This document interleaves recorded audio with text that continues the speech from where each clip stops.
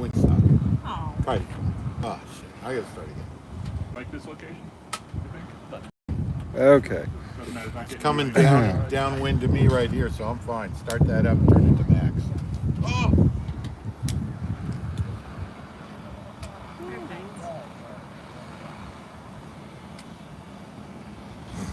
Oh yeah, now I can feel it right here, but I'll tell you. For real though. Yeah. Oh yeah. We can get mine in there Because the wind too is if we blowing need it right to. into me. I might sit on your lap or something. Yeah. You can come sit on my lap. I don't I care. might just crouch over this one. Testes all right there. What? You almost lost your testes right there. You know what? Straddling over. I didn't get a good shave in today. I was figuring I'd just burn them on. Can I move this? Yes, No. absolutely. No. Put apple pie on. That's the apple pie serving table. Oh no, we'll get it. I just need to get my table or my. Self in there where it's warmer. You can do whatever you want to do. We are live, by the way. We are alive, so We are. don't say any curse words. Point it down on the ground. Well, it's pointed at the fire. And you, Grab the apple pie.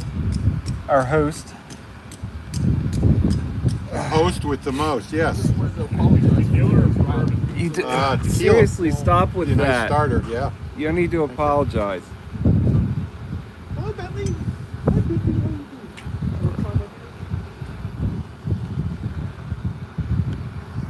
All right, we got a couple people watching. One of them's probably Spence. Hi, Spence. All right. Cheers, mate. Anyone else want some tequila, bourbon, something like that? Beer? Thanks. Rick? No, I'm good. I have water. Tequila, bourbon, beer? I was trying to try some of that. Who do we have? Oh, we've got Michelle. She says everyone looks cold, and she's right about that. It cooled off quite a bit over the course of the day. It got windy. It feels like it's 32. Yeah. Yeah, and it's windy, and yes, so we are a little chilly.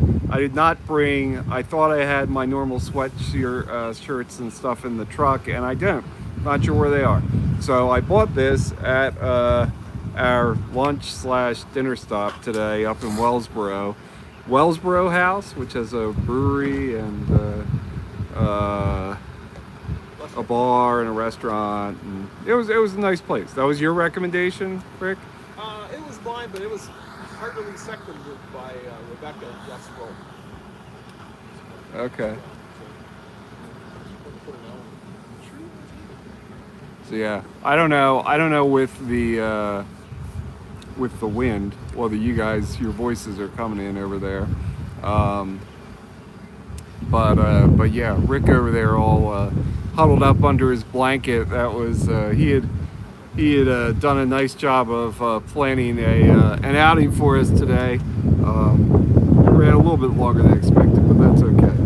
Thus the delay in starting the live stream. All right, so there's now we've got Ken over there, okay. And Bill's over here next to me. Howdy doody. Yep. You said duty.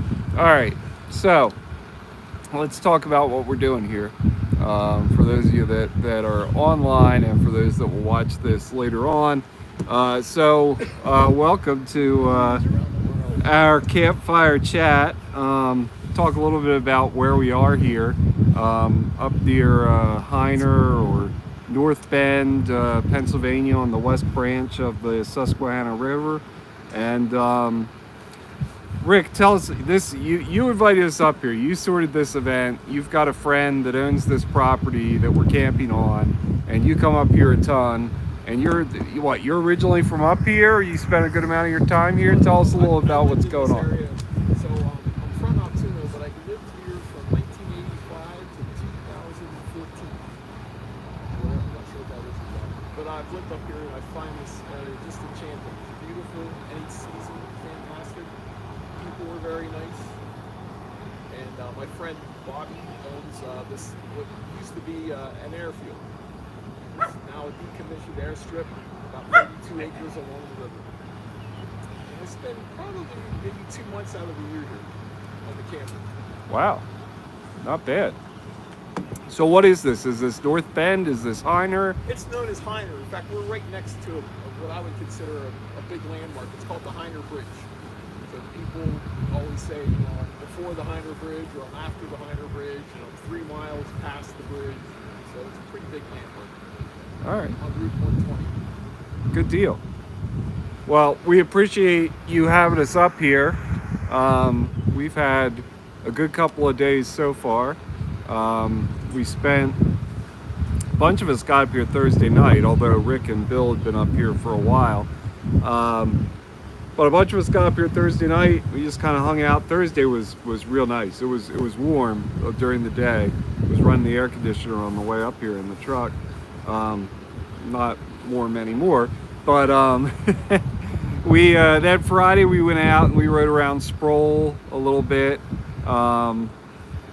And came back here and had some gumbo and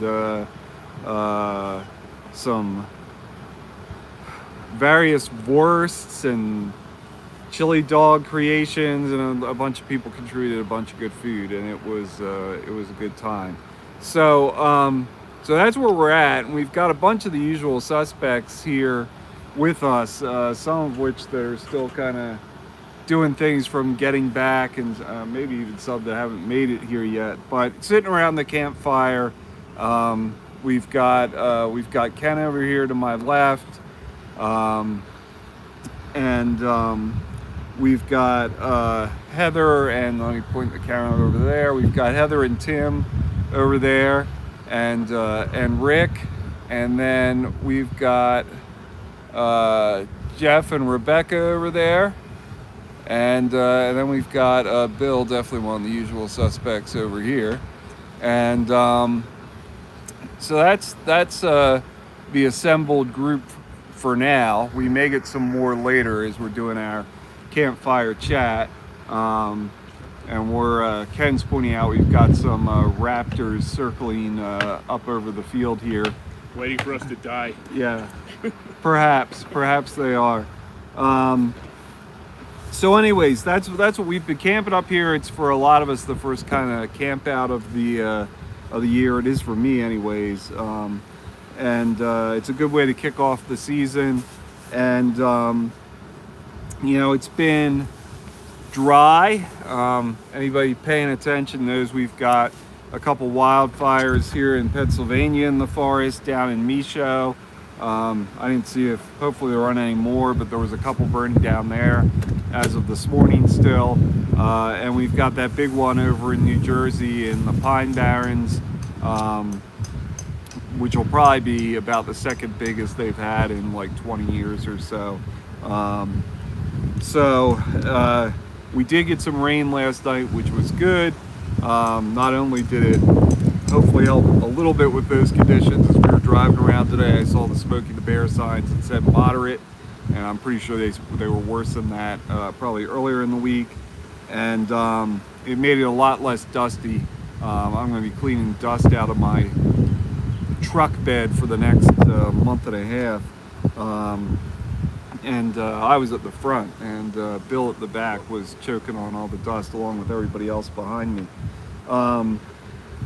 So what we're gonna do is have a little bit of a round table with those that are here around the campfire.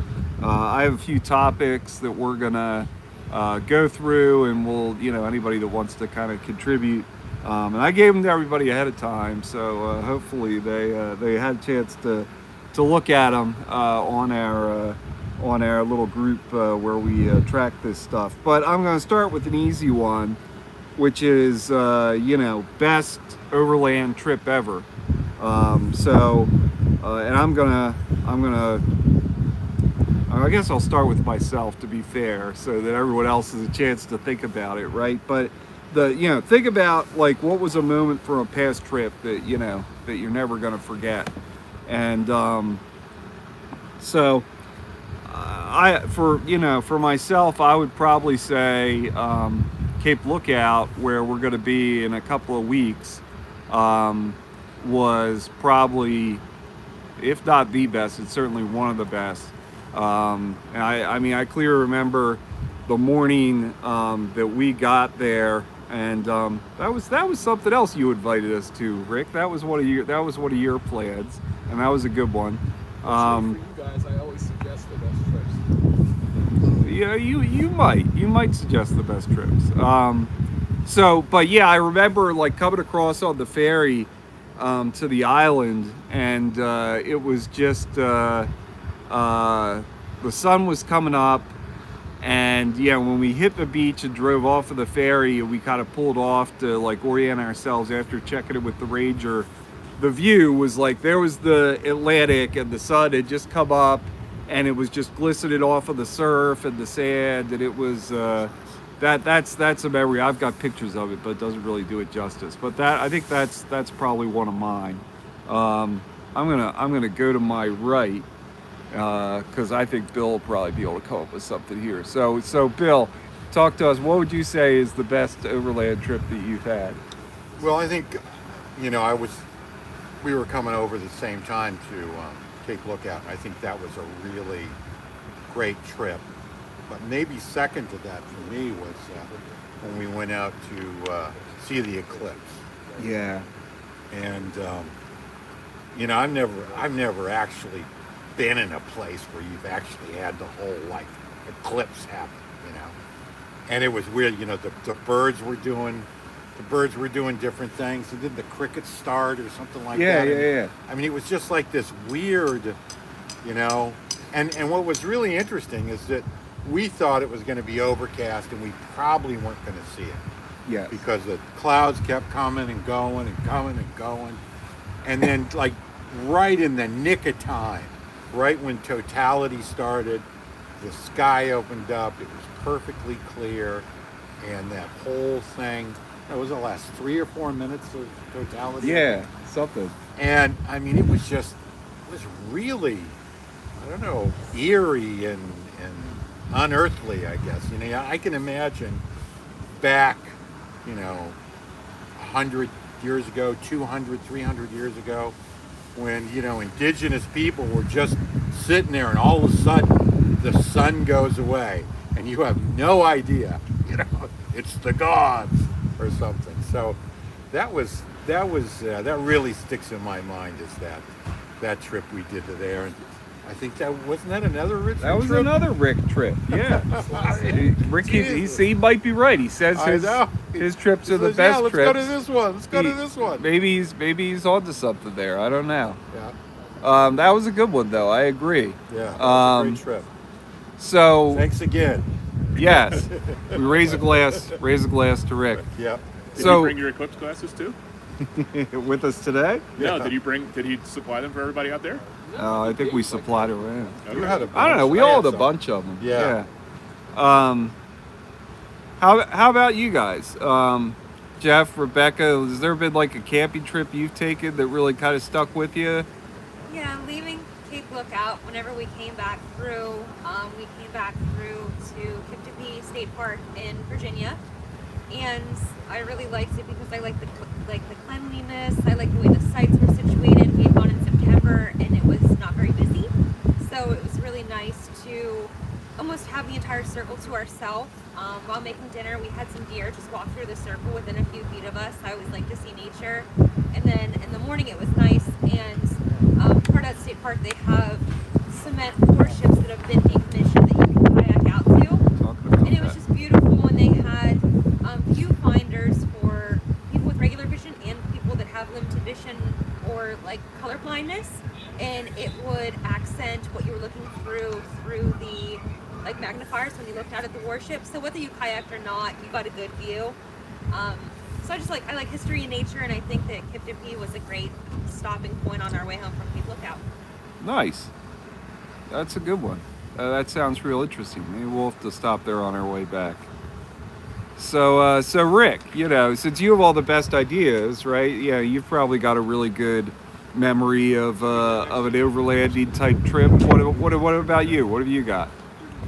Well, the most memorable for me, up at top of the hill, was the eclipse. I mean, I've been on a lot out west and up north and all around. But the eclipse was majestic, memorable. You get the best altitude, but certainly something I'll remember the rest of my life. Yeah. It's surreal in many ways. I just want to add, people here make every trip memorable. These people are some of the best friends I have. I agree with you on that 100%. Having people in this crew, and I mean, we get some on some trips and some on others, but it makes for great conversation around the campfire. It makes for a good time out on the trail. Yeah, good observation. Thanks for that. How about Heather and Tim? What have you guys got? What do you think is probably your best trip so far? Probably our best trip so far has been we did a kind of a loop out with Yellowstone being the highlight of that trip. But I'll kind of bring in kind of what Rick was saying from the standpoint of people and the trip and the travel part of it being, not just the destination, because we did a lot of dispersed camping on the way out and the way back, and one of those was stopping in an Iowa regional park where, of course, we're from Pennsylvania and we had all of our Penn State gear and made sure that we were displaying that proudly, but we were welcomed by the folks from Iowa, came out of their way to help us out, and it was just a nice little camaraderie there with them and that type of thing. And and that was just kind of a stopover on our way out, and then Heather can talk real quick. We just hit a few kind of key points that were kind of inspirational type places where we camped on our way out there and way back. We did like the edge of the Badlands National Park. Yeah. And it was gorgeous. I mean, it's probably an Instagram point that's how I found it. But I mean, it was really nice. And then with Yellowstone and then Grand Tetons, it wasn't Shadow Mountain at Grand Tetons, but I think it was just Teton View. So we were there with only just a couple other vehicles, but then it was filled up by the next morning, and you woke up to the Grand Tetons. And it was a neat trip because we're so used to campgrounds before, so this trip really hit what you can do out there, outside of the RV park campground type thing. So it was really nice. It's awesome. That's great. So we've been joined by Jason and Danielle here. They were still getting themselves organized from our trail ride earlier. We were just going around and talking about memorable, camping or overlanding. Do you have like a top one that comes to mind that's been the best you guys have taken? You've got some experience in some different areas too. Probably our best one was we were going over into Montana, but to get there from where we're at in South Dakota originally, we just did all backwards through Wyoming. So we just got in Alice did that or whatever, we did the sections, and she just picked a route on really no main roads, mostly all gravel, and it took us through some historic ranches in Wyoming. We saw things that I think most tourists would never see, and then popped out in Sheridan, and it was just a totally different part of the country, and we grew up there, and we saw things we would have never seen. And so having no destination and really no route plan, we just picked interesting roads. It was a great time. That's what they're about. Nice. Awesome. Ken, what about you? I feel like I have a lot less experience camping than everybody here. So I'm still in the learning curve. I'm loving and learning. I'm a world traveler. I'm a national traveler. I go a lot of places by car, but I haven't camped as much when I did it. But memorable for me was probably 8-10 people going down Blue Ridge Parkway 10 years ago. And my wife and I were meeting up with the group in Lexington, Kentucky. So that's a little bit of a hike down from Philadelphia. And we decided to go down Skyline Drive. And we got on the drive, and the weather was not as cold as it was raining. It was just misty, and it was beautiful. The meadows were all misty. So, we need to stretch our legs. Let's go take a hike. And we found a meadow and had a hike down these stone steps to the creek. But as we were hiking down, the rain got progressively worse, to the point where the stairs were gone when we started climbing back up. So we are drenched to the bones. We're climbing back up, holding on for dear life, laughing our asses off. Did you say that on YouTube? Oh, you just did. Okay. So we're just having a blast, and literally we laughing the whole way down to meet up with the group, and we get to our destination point, meet up with our friends, and we are pouring our boots out and have to dry all our gear day one. and it just set the tone for the trip because the smiles never left our face. And that's kind of what I feel like. If I'm outside, I'm happy. Yeah. I'm learning from all of your experiences and saying, I want to do that, I want to do that, I want to learn that. And that's every trip I'm learning more and enjoying it more. So that's where I am. Sweet. Awesome. And your brother Richard joined us here at the campfire. Do you have any comments about a memorable overlanding trip or experience you want to contribute? I think mine was my first visit to Overland East, Okay. and seeing so many people that all had the same hobby, to sit in the middle of the field and camp and talk and ride and everything else. It makes it a community. Yeah, it is for sure. It's kind of it is probably everyone probably has that kind of memory where they figured that out, that this, there's this community of people that'll, not only common interests, but I mean, I think it's a lot of good folks like everyone here around the campfire that give you the shirt off their back, Not tonight, it's too cold. Yeah, not tonight. Yeah, yeah, good point. Yeah. All right. Well, that was fun. Next up in the topics I've got here, the rig that you missed the most. So if you could get one vehicle back from your past, which one would it be and why? And I'm saying rig, but I'll allow, I know we've got some sports car enthusiasts and other folks. So, for myself, I'm only on my second Overland rig, right, with the new Frontier that I just got at the end of last year. And the Xterra, that was my first truck, period, full stop. So there's something about that will always kind of stick with me.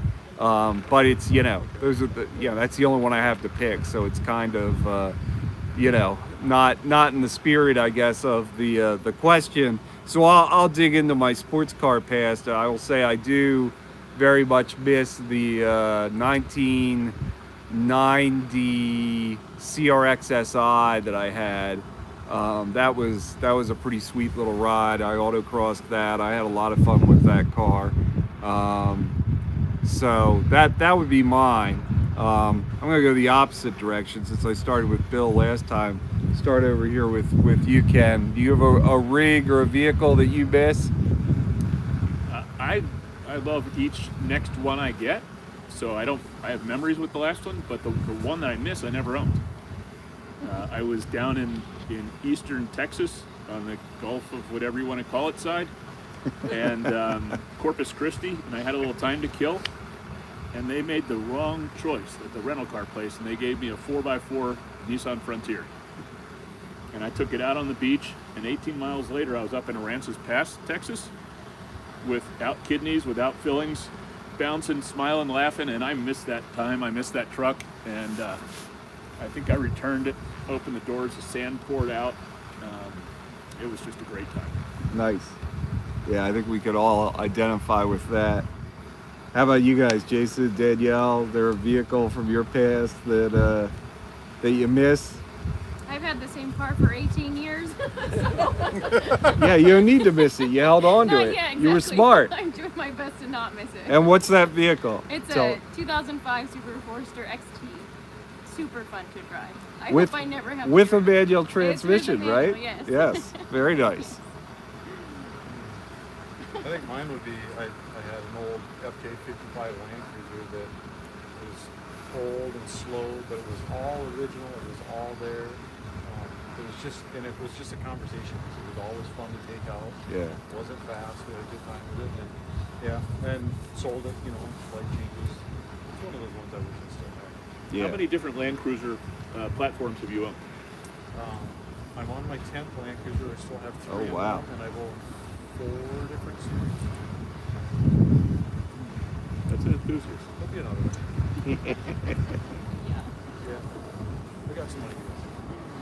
Nice. There's always ideas, right? Yeah.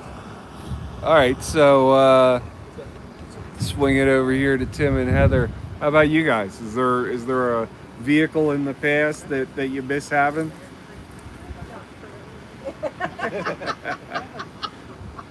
I don't miss having it, but a lot of memories just because it was a high school vehicle. But I had a '65 Mustang Fastback in high school, so obviously you have memories from that and a lot of good times with it. What have you. So, but moved on to a different one. So, but that was fun. It's a fun one. Actually. First car, you know. So Right. Saved up money for it. You know, did a lot of work to it. You know, was poor at the time, so didn't you could only did what you could run into that kind of thing. So it was a lot of fun. Very nice. How about you, Rich? Do you have a vehicle that you miss for your past? Truck, car, anything? A 95 Jeep YJ. Yeah. 5-speed, Okay. 2-door. And that thing was awesome on the trails. Because it was a stick shift, it was actually easier to drive because you always knew where you were and what you were doing in the car together. Fair. Rich?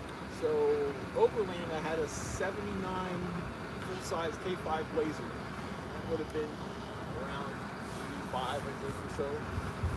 And then it wasn't called Overlanding; it was called Indigent. So, but I literally lived in that thing for some time. I traveled all over the East Coast,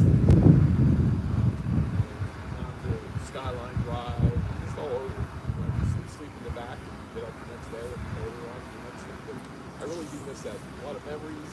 It was just a wonderful vehicle, easy to maintain. V8 engine, plenty of power. Gas is cheap. Did Jeff maintain that for you? No, Jeff might not have been born yet. But it was a great vehicle, and I miss it every time I think about it. All right. Well, Jeff, even if you didn't maintain it, you and Rebecca, do you have any past vehicles that you miss? Yeah, probably. Like he said, I had a YJ as well, and I paid $500 for it. The frame was gone. So it was like 3 days before me and my buddy were supposed to go to Daytona Beach, and we were gonna haul our motorcycles down the bike loop. We stayed up for like 32 hours straight. I made a frame from probably the back section of 20 inches, gas tank, everything, and we didn't sleep. Hooked up the trailer and we drove straight to Daytona bike loop. Knuckles, white grip, you know, and it was shaking the whole way. But nothing happened. Great. Got there. About 2 days later, we came back from the bikes. Someone stole the whole top, the top of the doors, all of my tools, everything. Wow. Luckily, my insurance agent, my wife, they bought us a top overnight, and we put it on, and we hit it in the snow. Snow. Wow. I enjoyed that vehicle, but not as much as the first vehicle Jeff had when we started dating. He had a lowered air suspension Chevy S10. It was two-toned, and you'd get out early 20s and it would make a noise and go down to the ground, and it had cones down the sides, so if you drove it low enough on the road, it would shoot some colored sparks out. And it was just nice, fun memories of him picking me up from work in it and going to car shows, and he won some awards with it, and I believe it's changed a few owners since, and I don't want it back, but I do like to see it around and like kind of get an update on where it's been when I see it around. That's fair. Yeah, sometimes you don't really want to have it again so much as it's just nice to know that it's still out there being enjoyed. Yes. Awesome. Good one. Good one. All right. So, Bill, and you've got a long automotive history. Yeah, it was kind of hard to think of something while we were talking about this because, like you, the Xterra is my first foray into having an off-road vehicle, and I've had that now 6 years, about 100,000 miles, and I don't see any reason I would ever change it unless it broke in half, and then probably just buy it. Yeah. But what it did bring to mind is back when I was a young fella, I had a 1959 Austin Healey bug-eyed Sprite. I bought that car for $110, and it had the doors welded closed. So when you got in, it was jumping and slide into the seat because you couldn't open the doors. And the starter didn't work, so you had to push it down the driveway, jump in it, pop the clutch, and get it to run. But I took it out to my cousin's house in Seal Beach. We lived out in California then, and there was a place called Bullet Hill, and it was just an undeveloped area above the housing tracts that were starting to get built out there. So three of us, me and my cousin and his friend, we decided to see if this Austin Healey could actually just drive around through, basically open fields. So we were out there for about a half an hour just driving this thing, doing donuts. So that was probably my first off-road vehicle, even though it was unofficially off-road. And it did pretty well, I gotta say. I drove it home, 25 miles home. So it worked all right. So that was my first one. All right. I guess we'll call that my first one. I like that. And I would love to have that bug-eyed Sprite right there. Sure. Who wouldn't? Yeah. It's a classic. You probably wouldn't want to off-road. Well, I don't know, man. It was pretty rough. It was a pretty rough car with welded doors. It was pretty rough. All right, so you raise it, you throw some mud terrains on it, There and you you go go. for it. Send it. Maybe. All right. Maybe. We'll have to ask AI to create that image for us. Ah, that's a good idea. Absolutely. All right. This is going good. This is fun. I've got a couple more questions. Next one is your piece of Overland gear MVP. What's your best piece of gear that you got to have with you on every trip that's just makes it easier or more comfortable or whatever. For myself, and mine is not deployed right now, although it is here at the campfire, but we already had a couple going, and people have heard me talk about the lava box before, but that is probably my favorite piece of gear because you can have a campfire going in 30 seconds no matter what the weather is, and even if there's a burn ban, that's like self-contained propane. I think the fact everybody here more or less has some variant of that. They have a lava box or they've got one of these Ignics. I will say I prefer the lava box, but that may be personal taste. But that's probably mine. I think that it takes up very little space. Admittedly, as much as I use it, I got to bring a 20-pound propane bottle. I should probably bring a bigger one, honestly, because I like to run that at like kind of a medium kind of level because it actually throws off some heat. It's nice ambient kind of thing, and it's just a great companion on these trips. So that would be mine. Ken, how about you? Do you have a piece of gear that is your favorite? I geek out on lights and knives. So Yeah. It's always going to be the latest flashlight technology or knife because I always have the knife on me. I use it 20 different ways all day long. That's what works for me.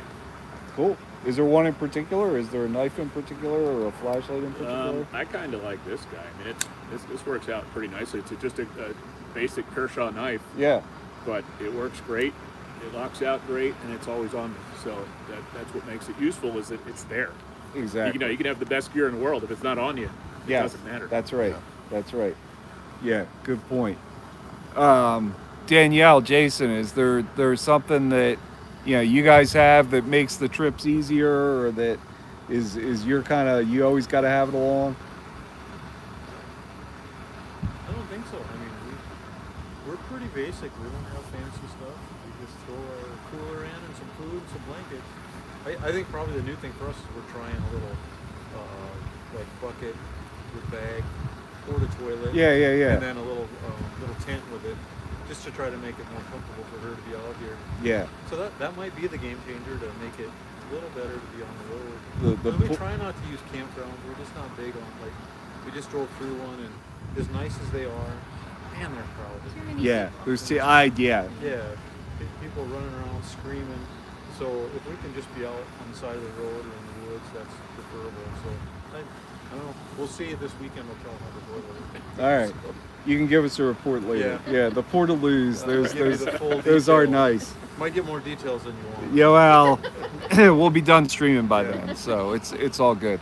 All right, so heading back over to the other side of the campfire, Heather, Tim, there's some piece of gear that you can't live without. What's your MVP?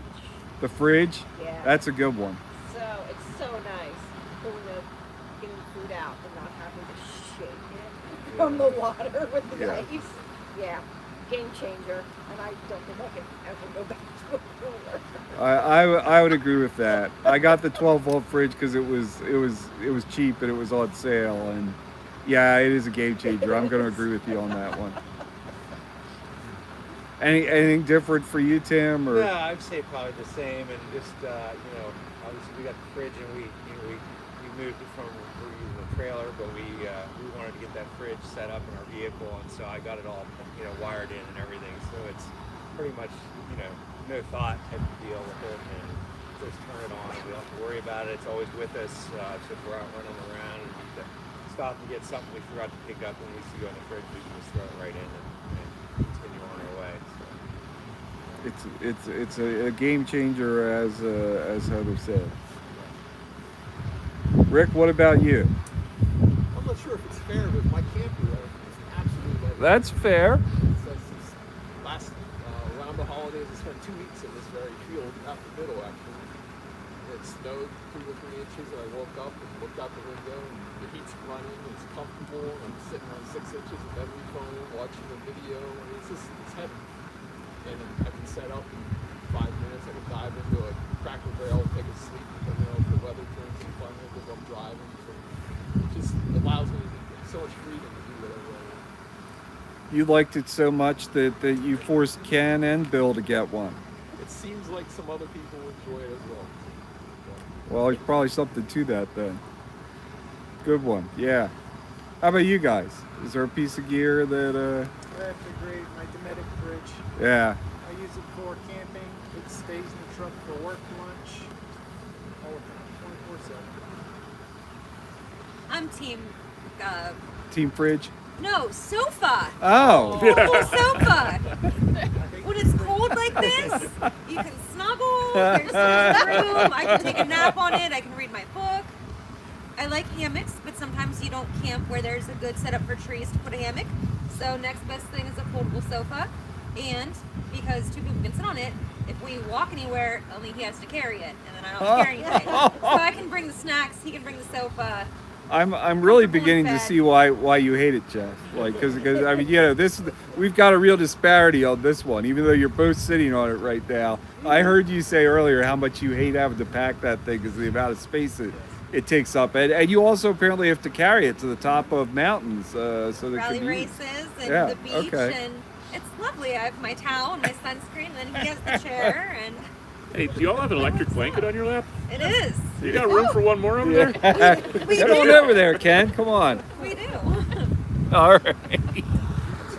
Good one. All right, so Bill, geez, I keep messing this up. Which direction am I going? I'm going, this is live, folks. How about you? What's your best piece of gear? Well, I'm gonna ride with Rick there too about the trailer. I mean, as pretty much a moto camper all my life. I mean, I just got into this overlanding thing when we got the Xterra, but prior to that, every trip I've ever been on since I was 20 is on a motorcycle. So,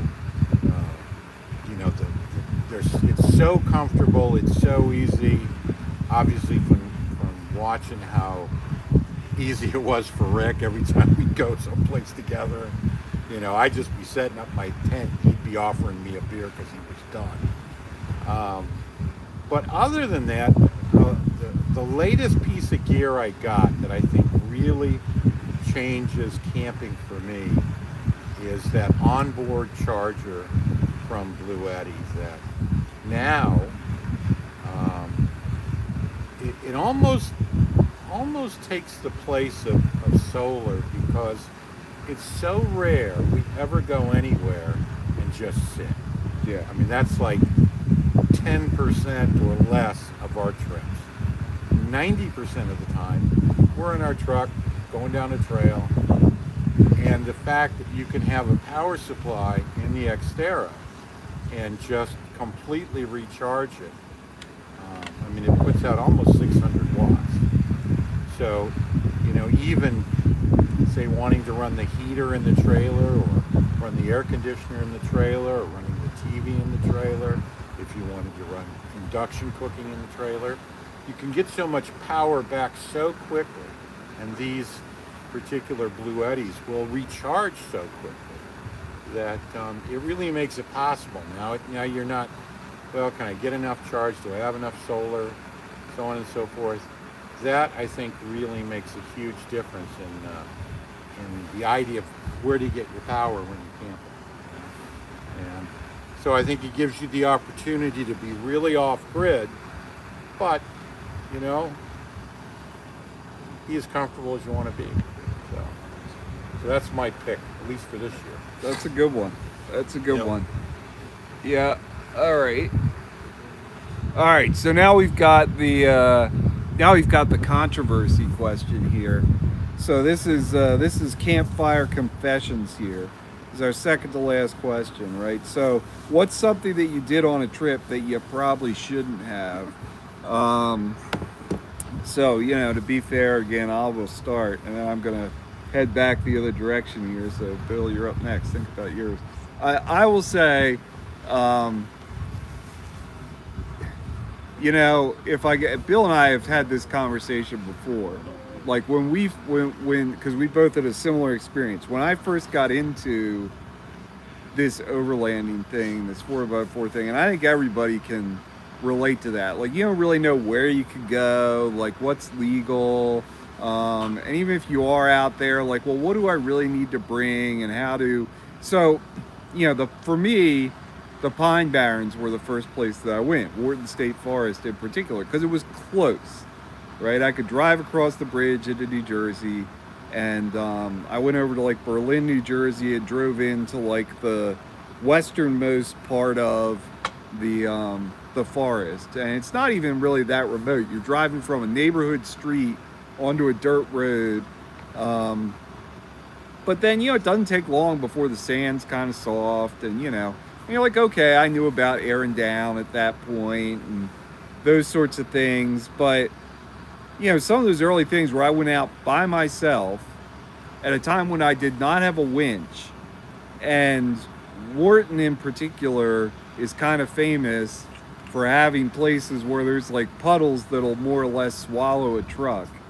And I think about that, and I'm like, you know, that was not maybe the best decision. You know, it's like they talk, oh, you should always have a couple of rigs and, you know, adequate recovery gear. And back at the start, you know, that was not the case for me. That's something I would certainly change if I did it again. How about you, Bill? Is there Well, to kind of add on to that, I started out the same way Dave did, because Wharton was close. We both live in Philly. It was before I knew Dave. And so I'd been kind of resistant to buying a winch because, you know, it was a lot of money, you know. And I went out there by myself in the winter, and just like he said, there's a lot of those areas where you can just get sucked in. Well, at this particular time, it was covered in snow, and a lot of those places were frozen over. And I was coming up the trail, and everything seemed to be going okay. The ice seemed to be thick enough that the ice on the puddles wasn't breaking. So I got up to another puddle and, you know, figured, well, I'm okay. The other ones didn't break through. It was everything was fine. And this was a pretty big one. I would say this one was probably 150 feet. Yeah. And I got out onto that thing, and it started cracking. And I started dropping. And I didn't have a winch either. And I didn't have any cell service. And I didn't have, and I didn't have, and I didn't have. Yeah. And somehow, I made it through, made it back to the road. And I said to myself, this is the last time that I'm going to go out here without a winch. And I'm going to try to make sure that every time I go out here, I'm with somebody. Yeah. Because you get in those places and, you know, it sounds like, come on, you're in the middle of civilization. But there are areas in Wharton where if you broke down and you couldn't walk out, you're going to die there. I mean, that's all there is to it. Because it could be a week before somebody comes through there. So you kind of get a grip of, yeah, it can go sideways really quick. Yeah. And you need to always keep that in the back of your mind that it can go sideways. You know, you can step out of your car and fall over and hit your head on a rock. I almost did. Well, You know? I did. But, You did. In fact, I remember. But no harm, no foul. Right. I remember when seeing that video and Dave's head actually bouncing, and you could see it in the video. His head bounced off the concrete. Yeah. He slipped in on an icy thing, and I watched his head. Dang. Well, you got to imagine. I mean, you as a doctor, you can imagine what kind of concussion that more than likely was. You know. And he's still here. Hopefully, he's okay. But you know. Well, at this point, I probably am. But, Yeah. Exactly. But I thought of that one too. That was another good example, and that's even after we've gotten experience, and you get cocky, and you're like, you know, well, I forget, like, oh yeah, that concrete's going to be ice because there's water flowing over it. Yep. So, how about you guys? Is there some? I'm going to ignore the question from Michelle about that one. You saw the video, baby. You know what happens there. Come on, that's on YouTube. How about you guys? Is there something that you wish you hadn't have done on one of your trips? Yes, and it's a silly one. It's kind of like a TMI, but it's a silly one. So I'm new to tent camping, and we were going to Cape Lookout for the first time. And I was nervous that there was only 2 bathrooms, one on either side of the island, and we were going to be staying in the middle. And as a woman, you know, you worry about bathrooms and whatnot. So I was in charge of packing food, and I packed things like turkey cheese and bread, spaghetti, saltines, white rice. I didn't want any chance of food poisoning, anything spicy, anything that might make me sick, anything like that. Yep. And after eating bland food for the whole week, my husband's now, we pack food together for trips, but when we got back off the island at the end of the week and stopped at a gas station, I've never seen anybody run towards a bag of Doritos with some happiness for some flavor in their life. So my beginner confession was I packed food thinking you'd have to live different camping and tent camping and being on an island, when really you don't. You can eat the same things and you don't have to sacrifice flavor to still have a good time. Do you remember that?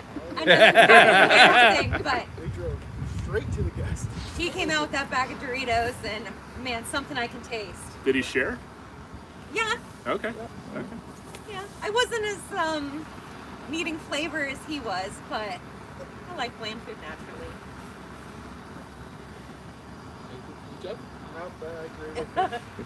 Beginner mistake confession. What about you, Rick? Just 3 winters ago, I think I was up in Rock. Spence knows where it is, up here, just after Overland State Park, and a big Ford truck was stuck just a few feet, not even a foot off the ice. And I offered to pull him out. I had a tow strap because the kinetic rope was hard to get to. And it was easy to grab with not much more than a tree strap, but hooked onto him, pulled really hard, smashed the back window out of the Jeep.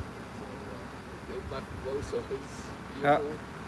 How did that, like, what came off that It made it? had one of those cheap hooks, like almost like a steel, or it felt like lead actually when it got straight, because I pulled hard, thinking more like a and it broke, but it didn't give it all, and that hook was straight out. Ooh. And took the back window out. Ouch. And then when they put the new window in, they never got the electrics hooked up, so I don't have the electric frost. But yeah, and I So know it's a better, constant reminder. But it was just cold, and in a hurry, and I didn't want to take that little extra step of getting the proper equipment out. Yeah. First thing that came, didn't even have to reach in the bag and learned a good lesson. Fortunately, it didn't come through and get me. Yes. But it was, as soon as it happened, I thought, boy, that was a big mistake. You know better. Yeah. Cold weather, hurry, it's a big mistake. Yeah, that's a good one. Everyone listening should pay attention to some of these because, you know, save yourself some hassle. How about you guys? I guess mine would be similar from a standpoint of being prepared for, you know, an off-road situation that goes wrong as far as being able to get out. We were planning a trip to Dolly Sods in West Virginia, which I recommend to anybody who hasn't been there. It's a day's drive. It's definitely worthwhile. But we were going to go, and then we decided, oh, we better stay home. Last minute, because it was raining and it was scheduled to rain for the whole weekend. Last minute, we said, let's just do it. Let's just go. We'll regardless of the rain, we're gonna have a good time. That was all fine. So we got there, and of course, we wanted to go into a remote spot, which we did. And it was a fairly low spot, and it was in grass. And of course, again, we did our hiking. We had, we had a good time. Got to check it out. It was a little foggy. There wasn't as good a views as it might be on a good day, or a good weekend. But we went to leave, and of course, I was worried the whole weekend. I'm like, I'm usually prepared or over prepared. And of course, we didn't have a winch at that point of the vehicle that we had before we have now. And I said, well, it's great that we have a set of traction boards, but the only problem is I left them at home. So that's one thing I will never do again. I will always have them on the vehicle regardless of the situation, but they were in my back shop and I forgot to put them in. But I was just concerned about we have a trailer and getting out with that extra weight behind the vehicle and what have you. And everything worked out great. I kind of had planned out my route to get out and had an alternative option when we got out okay. But that's just something to plan for and make sure that you always have some backup options. So. Yep. Be prepared and don't leave stuff even if you don't think you're gonna need it and all that good stuff. How about Jason, Danielle, anything from you guys? Any words of wisdom, things you wish you'd done? I don't think there was words of wisdom. I think mine's 30 years ago, back when I had my first man cruiser, before we even knew each other. And I brought a bunch of people home from college. There was 5 of us out in the woods, and we went camping. Somebody else's vehicle broke down, so we were stuck out there for the night. So we camped in what we thought was a designated spot. There was a fire ring and everything, and we had a fire. And then the next morning, I hiked out. This was before cell phone, so I hiked 20 miles out. Got some help. Somebody came out, brought us some stuff. While I was gone, a Forest Service guy came in, and we got a $500 fine for having a fire because it was national forest and not a designated area. So we were in college, and that $500 even split 5 ways. It's a lot of money, yeah. So yeah, they're just one of those where we didn't do it intentionally, but one of those things where you need to understand and know the rules of where you're camping. Yeah. I'm glad to say that we didn't do it out of spite or malice. Right. It was just a dumb kid mistake. So, but it was an expensive lesson. Expensive Yeah. ignorance. Yeah. That's it for us. I don't know about you. Ken? I got a list. Yeah? All right, Tom, let's go. Hey, we got plenty of So time. like I said, I'm new to this stuff, so I always like cars and driving and things, but I have a 2016 4Runner, got it in 2015. It was extremely capable out of the box. I've modified it nonstop since then, but I was not extremely capable out of the box. So the ignorance was all mine. Had my wife and dog in the car. We weren't overlanding, we weren't off-roading, we were driving until I saw a gravel road, and I said, boy, wouldn't it be fun to take this brand new 4Runner on this gravel road. Context clues. the area I drove over, apparently those boulders were to keep me from driving over. Went over and ended up in a former lake bed in Bucks County that they were drying out. Wasn't very dry. Figure, well, this thing's really capable of four-wheel drive. It can go anywhere. It has crawl control. I don't know how any of this stuff works yet. And I sunk it to the frame. And thank you to the wrecker service. No, not the first one. The second one that got the first one out and got me out. And the police officer that did not put me in jail. And more so, thank you to my wife who did not kill me. Yes. We're all laughing after the fact, but it was, I felt like such an idiot the whole time. Well, kudos to you for ending up to that one. She's not with you on this trip. Yeah. Did I say current wife? Yeah. No, she's a saint. We got to get her out here. We do. All right, so we'll come back over to me. Last question, and then if there's anybody left online that has one, we will take any questions from the audience. But dream destination. So this is like a draft. So if somebody takes yours, you can't pick the same one, right? So if your dream destination was, the Heiner former airfield here, and Rick picks that, you won't be able to pick that. But I would assume this is someplace you haven't been, but it's sort of on your overlanding short list. Someplace you would like to go, and the sky's the limit. It could be international. I will go first, and I will say that for me, and this is probably largely a result of the amount of four-wheel drive 24/7 I've watched, but Australia would probably be the top pick for me. Like I see the trips those guys take, and that looks like absolute insanity in the best way possible.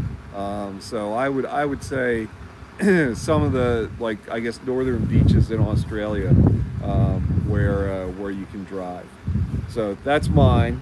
Ken, how about you? Well, mine is both a vacation destination as well as overlanding. I've never been to Iceland. Nice. And my son's been to Iceland, my nephew, they've friends, they've shown me amazing scenery of Iceland. But the center of Iceland is 4x4 only, and high clearance 4x4 only. And that's a dream of mine. Even my brother and I have talked about it. Like, how can we get vehicles over there and spend some time driving through the center of Iceland? Yeah. And that's definitely on the bucket list. I like it. I'll come on that trip. Jason, Danielle, what do you guys got? I don't have anything. Mine's South America, so I really want to do. I want to do the whole length of South America, all the way to Tierra del Fuego. But like Peru is really high on my list. So someday. Atacama Desert, all that stuff. Yeah. And I don't know that that'll be a trip she'd be interested in. It'd be pretty hard. So it may end up being a moto trip for me. But yeah, I'd like to go down there. Yeah. Long way up. Was that one? Yeah. Did those guys do that? They got a new one coming out like next week too. Yeah, on their vintage bike. Yeah. Yeah. Some more good content for you. All right. Let me switch this back over here and swing over to Tim and Heather. How about you guys? For me, Alaska. Yeah. I mean, it's on the list in a couple of years, and I can't wait. Sweet. That's a good one. I like that. I'll go on that trip Would you drive up there, or would you trailer stuff up there? Oh no, I want to drive it. Okay. Yeah. Just throw the vehicle away when you get back. That sounds like an episode we should do. Everyone buys a $500 4x4 and we try and make it to Alaska. We'll book some kind of rescue service in advance. Did you have a different one, or do you have the same one? Alaska, obviously, that's definitely our bucket list trip. Yeah. When we get to that retirement window, probably, so we're going to take probably 3 or 4 months, getting up there and back. So, but You guys heard it. 3 to 4 months, okay? I don't know. We don't know. We haven't planned that out yet. But we're not going to be in a rush. And as I said before, the destination, the trip and everything. But we also I would like to also do Baja.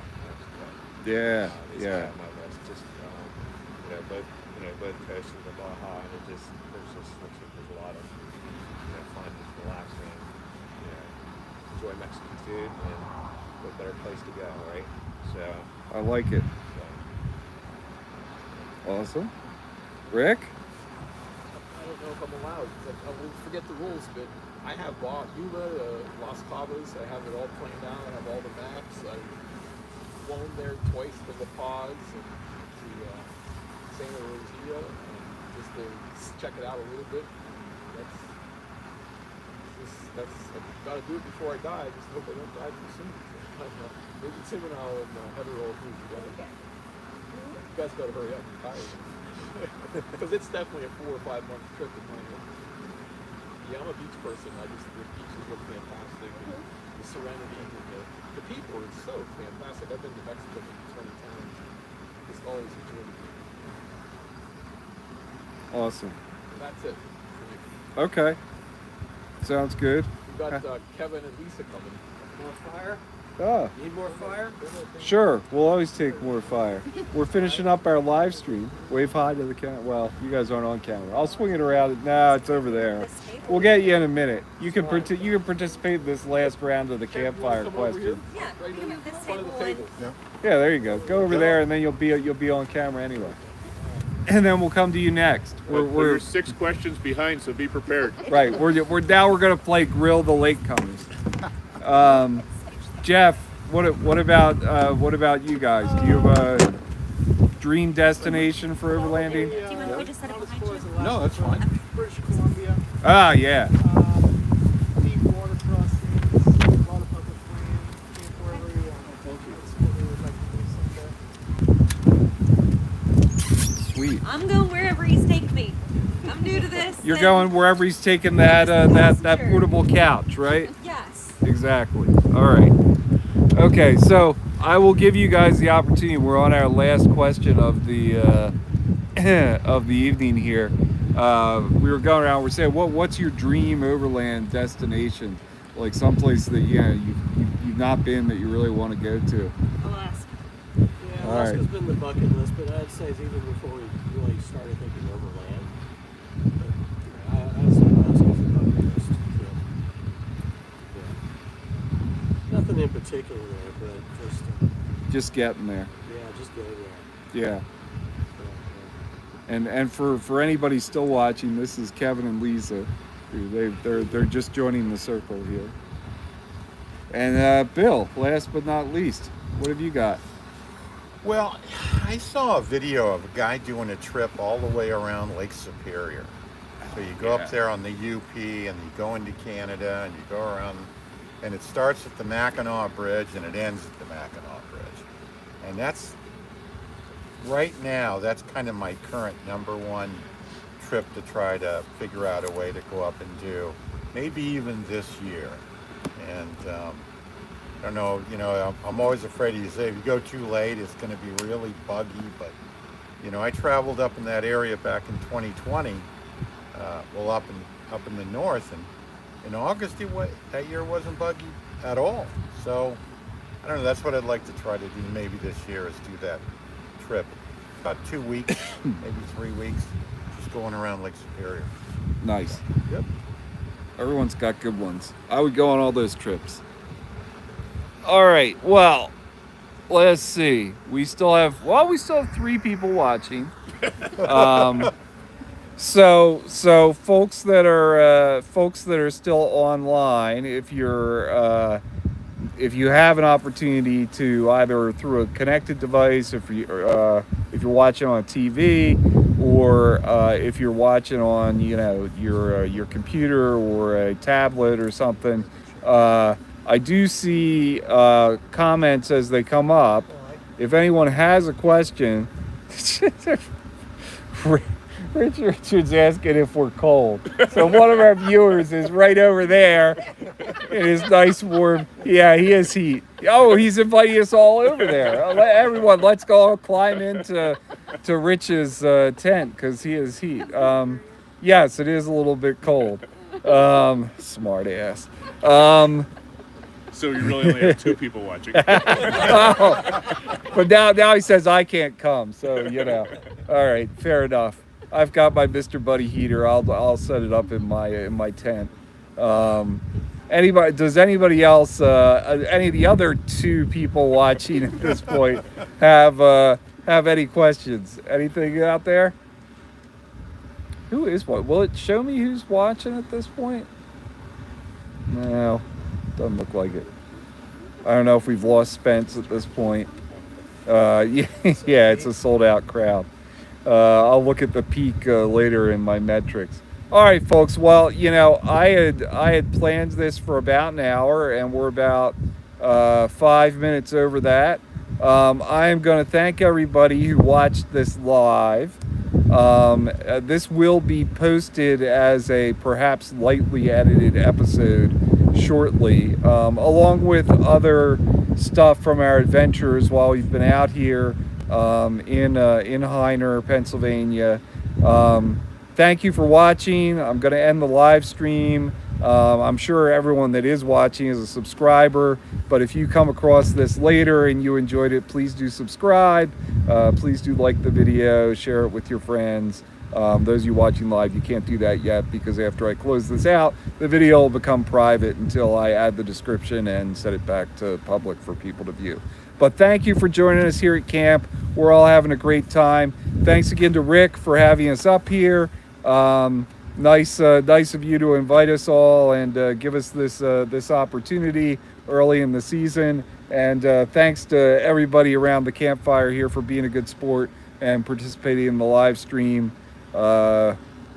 Cheers, folks. Thank you.